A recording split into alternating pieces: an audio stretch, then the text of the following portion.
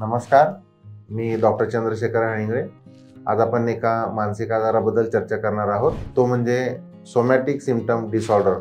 यालाच illness anxiety disorder असं म्हणतात किंवा पूर्वी सोमॅटोफॉर्म डिसऑर्डर असं म्हणायचे, म्हणजे मनोशारीरिक आजार आपण असं म्हणू शकतो। यामध्ये पेशंटला शारीरिक कंप्लेंट्स ह्या भरपूर असतात। म्हणजे पेशंट म्हणतो की माझ्या शरीरामध्ये भरपूर ठिकाणी वेदना आहेत। तो म्हणतो माझं डोकं दुखतं, पाठ दुखतं, अंग दुखतं, हातपाय दुखतात, कान दुखतात, डोळे दुखतात, असे म्हणजे पेन ॲट मल्टिपल साइट्स अशी त्याची तक्रार असते। म्हणजे वेदना या शरीरामध्ये भरपूर ठिकाणी असतात। नंतर काही पेशंट हे पोटाच्या तक्रारी पण करतात, म्हणजे पोटात दुखतं, म्हणजे ॲसिडिटी फार होते, जळजळतं, मळमळतं, असे पोटाच्या तक्रारी पण असतात। काही पेशंटमध्ये लैंगिक समस्या पण असतात।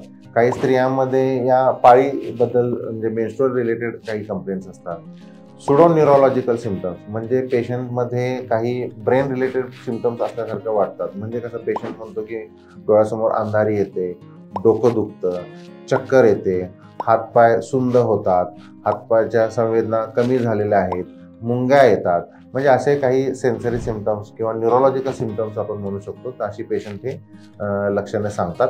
होतं काय की ही सर्व लक्षणं पेशंटमध्ये दिसतात आणि सर्व तपासण्या त्यांचे जनरल फिजिशियन असतील, लोकल डॉक्टर असतील, ते सर्व पेशंटच्या तपासण्या करतात, सर्व रिपोर्ट्स नॉर्मल निघतात आणि तरीही पेशंटमध्ये या तक्रारी शिल्लक राहतात। आणि सर्व रिपोर्ट्स नॉर्मल असल्यामुळे डॉक्टर त्यांना सांगतात की तुम्हाला काही झालेलं नाही। त्यामुळे पेशंटला असं वाटायला लागतं की मला तर भरपूर त्रास होतो, सर्व रिपोर्ट्स नॉर्मल आहेत, तरीही डायग्नोसिस होत नाही, तर मग आपण दुसऱ्या डॉक्टरकडे गेलं पाहिजे। अशी लक्षणं पेशंटमध्ये वारंवार दिसतात।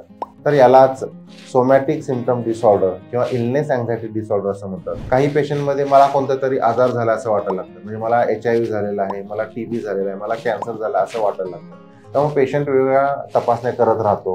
तर हा आजार का होतो, तर केमिकलच्या इम्बॅलन्समुळे होतो। सिरोटोनिन नावाचं केमिकल असतं, ते केमिकल डिस्टर्ब झाल्यामुळे होतं।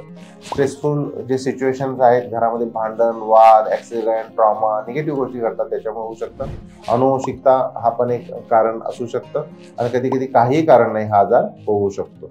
त्याला ट्रीटमेंट कशी देऊ शकतो, तर औषधोपचार अवेलेबल आहेत। Anti depression, anti anxiety drugs आहेत, त्यांचा वापर आपण करू शकतो।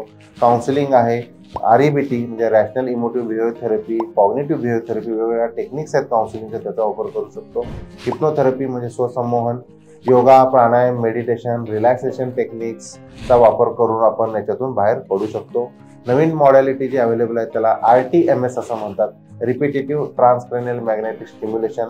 याच्यामध्ये पेशंटच्या जो मेंदूचा प्रीफ्रंटल कॉर्टेक्स म्हणजे पुढचा जो भाग आहे, याच्यामध्ये मॅग्नेटिक फील्ड तयार करून तिथल्या पेशींना, न्यूरॉनना आम्ही ॲक्टिवेट करतो, म्हणजे केमिकलची बॅलन्स जो डिस्टर्बन्स झाला केमिकलचा तो नॉर्मल होण्यास मदत होऊ शकते।